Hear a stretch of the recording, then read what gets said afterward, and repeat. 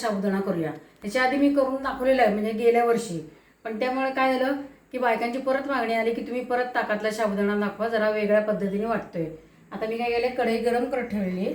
ही 1 वाटी साबुदाणा, हा बारीक घेतलेला आहे बरं का साबुदाणा, मी काही जण मोठा घेतात, मोठा घ्या। आता तो छानपैकी भाजून घ्यायचा आहे, त्याचा रंग बदलेस तोपर्यंत तो भाजायचा आहे बरं का।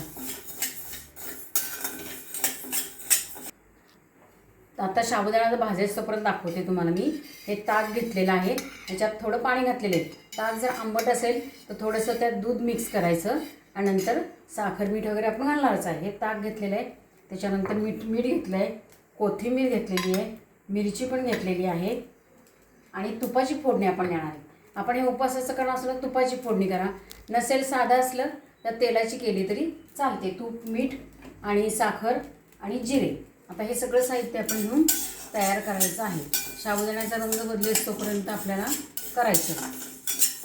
भाजायला लागला की नाही की थोडासा त्याचा रंग बदलतो आणि थोडंसं खाली चिकटायला पण लागतो, त्यामुळे तो सारखा हलवावा लागतो आणि चटचट चटचट असा तीळ कशी भाजल्यावर येतो आवाज, तसा आवाज येतो। आता हे साबुदाणा पूर्ण भाजून झालेला आहे, गॅस घालवते मी।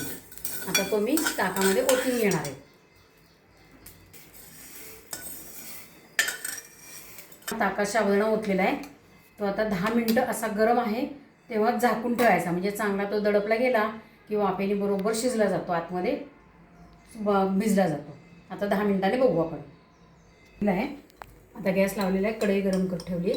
आपण ह्याच्यात आता तूप घालूया, तूप नसलं तर तेल घाला, काही हरकत नाही आहे। फक्त तुपाची फोडणी का त्याला छान लागते एकदम। आपण कढीला कशी तुपाची फोडणी देतो तसंच ह्याला पण तुपाची फोडणी द्यायची, म्हणजे मग चांगलं लागतं। आता ह्याच्यातला साबुदाणा बघा, हे छान भिजलाय बघा। आता जवळजवळ 10 मिनिटं आपण ठेवला होता, साबुदाणा चांगला भिजलेला आहे। आता आपण त्याच्यामध्ये तूप गरम झाले का बघूया,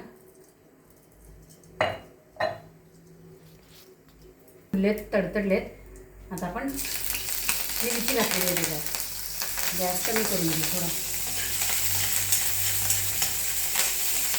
आता गॅस घालवला तरी चालेल, गॅसचं काम झालेलं आहे आपलं।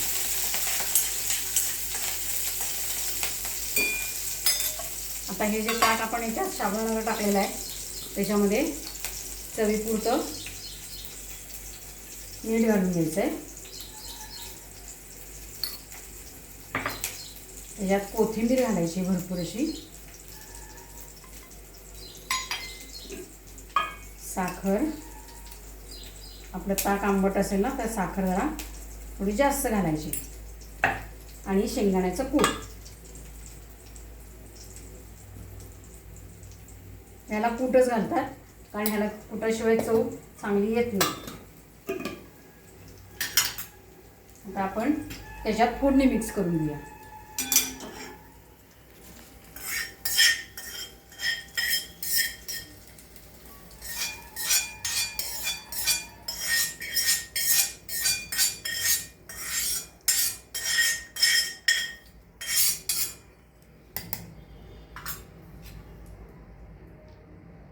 नेहमी